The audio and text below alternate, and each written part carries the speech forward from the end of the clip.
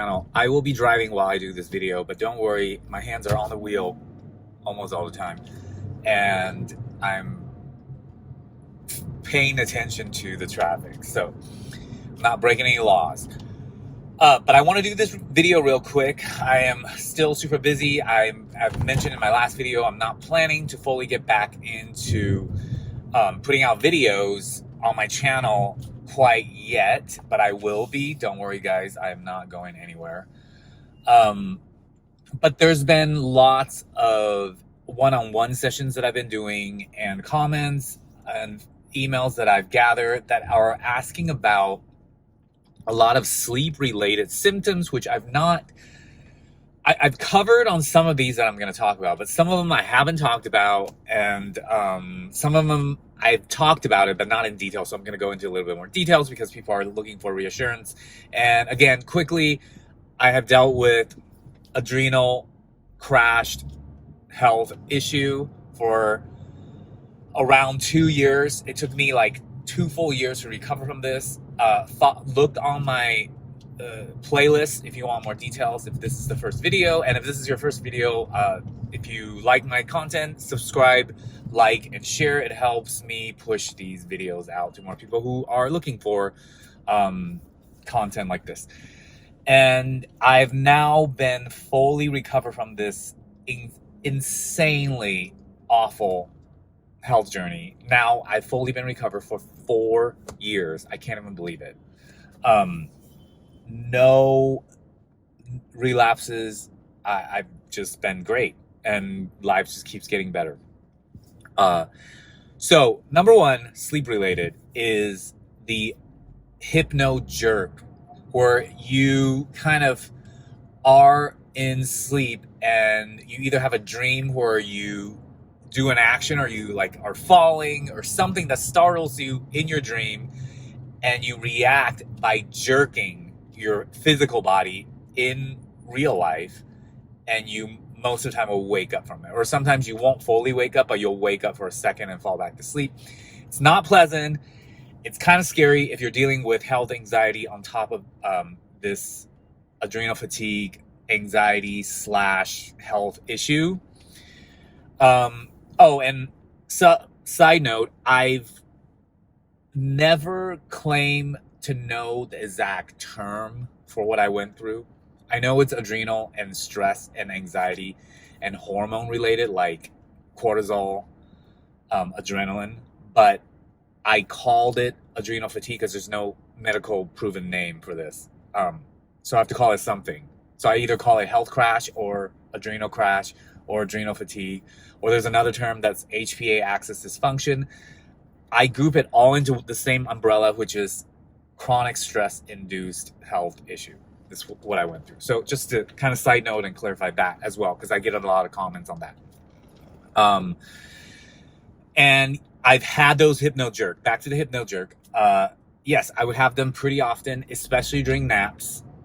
And it was not pleasant to deal with when I was going through my recovery, and when I was heavily having health anxiety, which is being like a hypochondriac, like very aware of different symptoms, and you're worried that you're either going to be really sick or die, or just like this illogical worry about death and illnesses. So you start researching, you drive yourself crazy. So that is a major rabbit hole that is part of this whole thing, because you're experiencing all these, really serious mimicking kind of symptoms. But if you've gotten checked out with your doctor and you're fine, you're fine. And because of anxiety, we tend to worry more, and it leads to, health anxiety. So something to watch out for and consider. Before I go on, I'll do my disclaimer again, as I do in all my videos. I'm not a doctor, therapist, or a nurse, or any kind of health practitioner. I'm just sharing my experience, my research, my journey with those of you who are seeking information for yourselves and who are doing research. And I definitely recommend you to talk to your own doctor about your health. Okay, next is sleep apnea symptoms. I was not diagnosed with sleep apnea necessarily, but I had lots of sleep apnea symptoms while I was going through this recovery. I would wake up choking very often. And usually it's like I feel something in my throat in my sleep, or at least right before I'm going to wake up from my sleep, and I'll gag and wake up. That happened so often when I was going through this. The next one is nocturnal panic attacks, where you or I had these really vivid, awful, panicky dreams, and I would go into a full-on panic attack while I was sleeping. And sometimes I would wake up right away, but sometimes I'll be stuck in that panic dream for a while, and then obviously wake up eventually and feel horrible. That happened fairly often, and it was a very severe symptom, but it wasn't as often as the prior two that I just mentioned. Okay, next is irregular sleep, like having a hard time falling asleep, having a hard time staying asleep, not able to sleep well, and not able to be on a sleep schedule that is regular. Totally happened to me. That was totally like that was like life during recovery. I had so many worse symptoms that I had to deal with, that was just like a mild thing that I was like chronically dealing with. Okay, so if you're experiencing that through this, yes, I totally went through that, and everything on this list I've completely recovered from, and I don't experience anymore. Tingling, vibrating, pulsing, like busy sensations, especially in my like limbs, like legs, arms, back, while falling asleep and upon waking up. That's another symptom I had. Another one is hearing your heart palpitations inside your ear while you're laying there. Whereas before the health crash, I was not that aware of my heartbeat. And during this recovery process, I hit a road bump. Hold on. During this recovery process, I was constantly feeling that sensation, that tingling, vibrating, like buzzing thing. And that was one of the most feared symptoms for me, and was one that lasts the longest, and that I was constantly experiencing. Like every time before I fell asleep, every day, whether it was nap or nighttime sleep, I would feel that as I'm falling asleep and waking up throughout my recovery, all the way until like very, very towards the very end, it started finally diminishing. And then once it started diminishing, it quickly diminished and went away towards the end.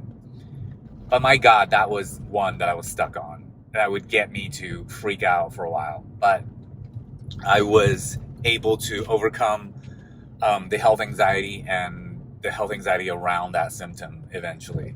It was not easy. It took a lot of discipline, but I did.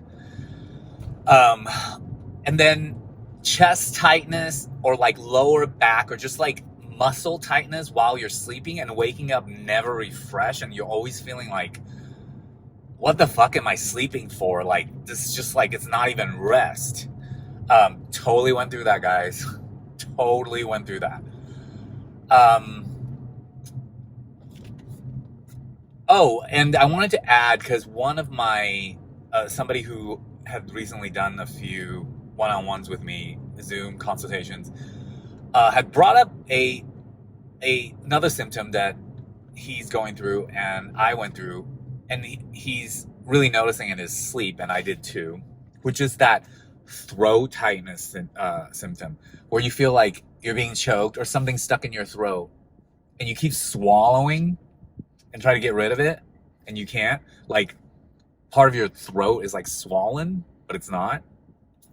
And you know, it's just uncomfortable. It's almost kind of like you feel like you want to gag constantly. And again, that's from anxiety, because when you're anxious and you're in fight or flight mode, like all your involuntary muscles, throat included, jaw included, they will tense up, like, chronically.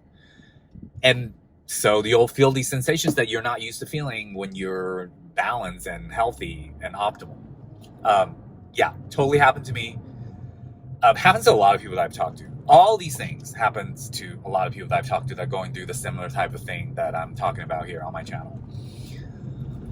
And just still feeling very tired. Sorry, next on my list. Still feeling very tired after even if you did sleep. You just don't feel refreshed. I had that. My guess with that after in retrospect is that it's probably because you're so anxious all the time that you're not really getting good sleep. So even though you sleep, you're not getting the benefits of rejuvenation from sleep that usually we get. Gosh, I don't know if my video has the video has been tilting throughout this because I'm partially driving, but I think it'll be okay. At least you can hear the audio. What else, guys? Oh, two more things. So one more is the kind of dizziness while you're laying there, especially if you're laying on your back. I totally had that. I had to sleep on my side almost all the time because I wouldn't be as dizzy. And then the last thing is the mind racing about like intrusive or just random thoughts that you can't stop because you're obsessing, or it's like your mind is on panic mode, so you're forcing yourself to sleep. It still just keeps going because that has to do with being in fight or flight mode. So your mind in fight or flight mode is going to be searching for solutions, searching for danger, searching for things to prevent, searching for answers, or I already said that, but like searching for ways to, heal yourself if that's what you obsess over, or searching for why these symptoms are happening. And it won't stop because when you're in fight or flight, that's what you're built to do, is to solve, to save yourself. But you got to understand, you're in this fight or flight in an off balance way. We're not supposed to be experiencing fight or flight 24/7 like this. This is only happening because we've fucked ourselves doing too much shit and stressed ourselves out for too long, and we're stuck. So this isn't normal. So this is not like, oh, well, if it's part of my, natural response to stress, then I guess it should just happen. Well, no, it shouldn't happen on a chronic scale. That's because you're off balance. And again, the solution to all of this for me, and again, I'm not prescribing this to anybody, you could just take this with a grain of salt, was really like so basic.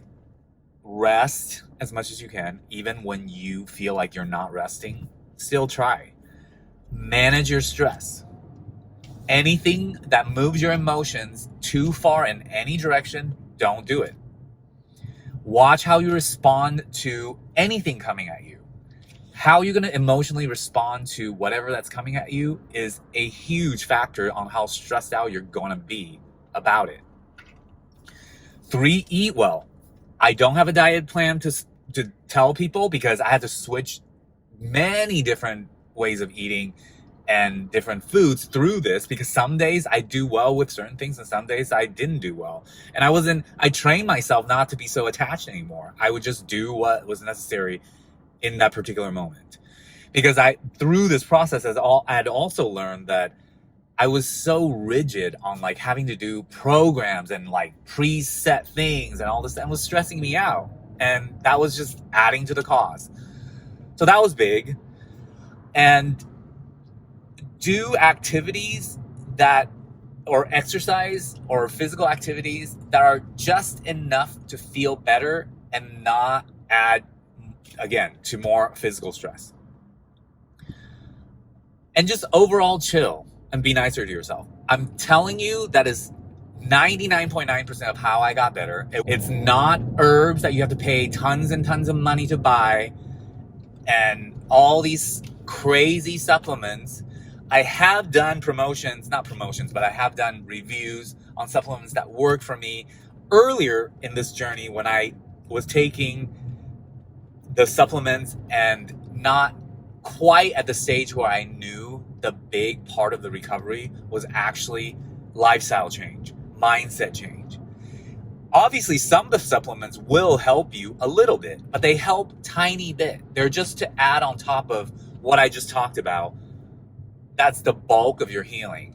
And if you can add a little bit of supplements that do help you, and it's going to be different for everyone, go ahead, right? But if you don't have the foundation of lifestyle change and stress management, it's not going to do crap. I mean, it's not, you know? And I didn't in the beginning, went down the rabbit hole of like seeking out different health practitioners, and I did a couple programs, and it usually involved a lot of supplements and whatever. Did not help me. Like, one of them actually backtracked me so much because I was taking on all these amino acids that they recommended that was too much for my system. I ended up getting like panic attacks because my system was then overwhelmed again. So keep it simple. I surely had to learn that. And when I did learn that and I applied it consistently with self-discipline, I was on my way to recovery. Still take time. And lastly is the time. It takes time to get this fucked up. So it's going to take time to unfuck yourself. Sorry, I cuss a lot sometimes when I'm trying to make a point, but this is a moment where I'm trying to make a point and it's important. It's that simple. And it's that powerful if you apply it consistently with self-discipline and give it time. Have trust and faith in it, in your recovery. If you've already gotten checked out by your doctor on all the important stuff and you are clear, focus on this. Don't try your best. Again, I don't want to put more stress on you. I don't want to say don't, but I emphasize, try your best to do the following that I mentioned. Be nice to yourself, lifestyle change, stress management, consistency, and give yourself time. All right, it ended up being a long video, but I hope I got some info out for you that everybody's been letting me know that they want. Hope you're having a good day, and I'll see you on the next one. Thanks, guys. Bye.